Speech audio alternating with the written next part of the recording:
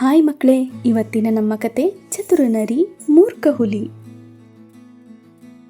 ಒಂದು ಕಾಲದಲ್ಲಿ ರಾಮು ಎಂಬ ವ್ಯಕ್ತಿ ಕಾಡಿನೊಳಗೆ ನಡೆದುಕೊಂಡು ಹೋಗುತ್ತಿದ್ದನು.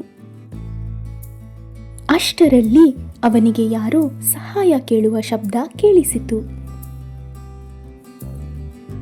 ಓ ಮಾನವ, ಇಲ್ಲಿ ಬಾ, ದಯವಿಟ್ಟು ಈ ಪಂಜರದಿಂದ ನನ್ನನ್ನು ಬಿಡಿಸು ಎಂದು ಹುಲಿಯೊಂದು ಕೂಗುತ್ತಿತ್ತು.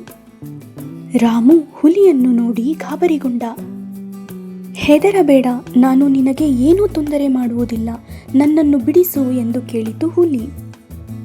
ಆವಾಗ ರಾಮು, ಇಲ್ಲ ಇಲ್ಲ, ನಿನ್ನನ್ನು ಬಿಡಿಸಿದರೆ ನೀನು ನನ್ನನ್ನೇ ತಿಂದು ಬಿಡುತ್ತೀಯಾ ಎಂದನು. ಹುಲಿ ಹೇಳಿತು, ನಾನು ನಿನ್ನ ಜೀವಕ್ಕೆ ಯಾವ ಅಪಾಯವನ್ನು ಮಾಡುವುದಿಲ್ಲ, ನನ್ನ ಜೀವನ ಪೂರ್ತಿ ನಿನ್ನ ಸೇವೆ ಬೇಕಾದರೂ ಮಾಡುತ್ತೇನೆ ಎಂದು ಪ್ರಮಾಣ ಮಾಡಿತು. ರಾಮುವಿನ ಹೃದಯ ಕರಗಿತು. ಅವನು ಹುಲಿಯನ್ನು ಪಂಜರದಿಂದ ಬಿಡಿಸಲು ಮುಂದಾದನು.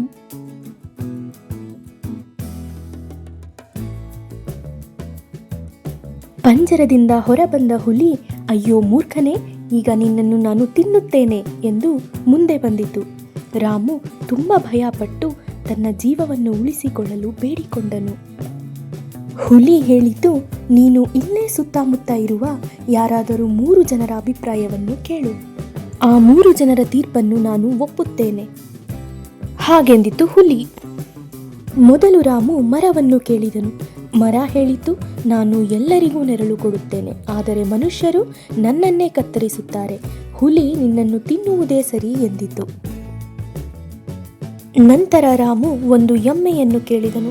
ಎಮ್ಮೆ ಹೇಳಿತು, ನಾನು ಹಾಲು ಕೊಡುತ್ತೇನೆ, ಆದರೆ ನನಗೆ ಒಣ ಹುಲ್ಲು ಮಾತ್ರ, ಇದೀಗ ಕೆಲಸಕ್ಕೂ ನನ್ನನ್ನು ಹಾಕುತ್ತಾರೆ, ಮನುಷ್ಯರಿಗೆ ಸ್ವಲ್ಪವೂ ಕೃತಜ್ಞತೆ ಇಲ್ಲ ಎಂದು ನಿರಾಕರಿಸಿತು.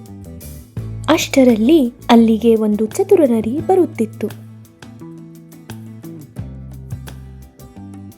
ನರಿಯ ಹತ್ತಿರ ರಾಮು ಮತ್ತು ಹುಲಿ ಸಂಪೂರ್ಣ ಕತೆ ಹೇಳಿದರು. ನರಿ, ನನಗೆ ಅರ್ಥವಾಗಲಿಲ್ಲ, ಯಾರು ಪಂಜರದಲ್ಲಿದ್ದರು, ಯಾರು ನಡೆದುಕೊಂಡು ಬರುತ್ತಿದ್ದರು, ಮತ್ತೆ ಹೇಳಿ ಎಂದಿತು. ಮತ್ತೊಮ್ಮೆ ನರಿಗೆ ಹುಲಿ ನಡೆದ ಘಟನೆ ವಿವರಿಸಿತು. ನರಿ ಪುನಃ ತಲೆ ಆಡಿಸುತ್ತಾ, ನನಗೆ ಅರ್ಥವಾಗುತ್ತಿಲ್ಲ, ಮತ್ತೊಮ್ಮೆ ಹೇಳು ಎಂದಿತು. ಹುಲಿ ಸಹನೆಯನ್ನು ಕಳೆದುಕೊಂಡು, ನೋಡು, ನಾನು ಹೀಗೆ ಪಂಜರದೊಳಗಿದ್ದೆ ಎಂದು ಹೇಳುತ್ತಾ ಪಂಜರದೊಳಗೆ ಹೋಯಿತು. ನರಿ ನಗುತ್ತಾ, ಈಗ ನೋಡು, ನನಗೆ ಚೆನ್ನಾಗಿ ಅರ್ಥವಾಯಿತು. ನರಿ ಕೂಡಲೇ ಪಂಜರದ ಬಾಗಿಲನ್ನು ಮುಚ್ಚಿತು. ಹುಲಿ ಮತ್ತೆ ಸಿಕ್ಕಿ ಹಾಕಿಕೊಂಡಿತು. ಬಡರಾಮುವಿನ ಜೀವ ಉಳಿಯಿತು. ಚತುರತೆ ಮೂರ್ಖತನಕ್ಕಿಂತ ದೊಡ್ಡದು ಎಂಬುದು ಸಾಬೀತಾಯಿತು. ಮಕ್ಕಳೇ, ಈ ಕಥೆಯ ನೀತಿ, ಬುದ್ಧಿ ಇದ್ದರೆ ಅಪಾಯವು ಕೂಡ ಸೋಲುತ್ತದೆ. ನೋಡಿದ್ರಾ ಮಕ್ಕಳೇ, ಜಾಣನರಿ ಮತ್ತು ಮೂರ್ಖ ಹುಲಿಯ ಕತೆ? ಇನ್ನೂ ಇಂತಹ ಸುಂದರ ಕಥೆಗಳನ್ನು ನೋಡಬೇಕು, ಕೇಳಬೇಕು ಅಂದರೆ ಚರಿ ಟಿವಿನ ಸಬ್ಸ್ಕ್ರೈಬ್ ಮಾಡಿ, ಲೈಕ್ ಮಾಡಿ ಮತ್ತು ಶೇರ್ ಮಾಡಿ. Thank you.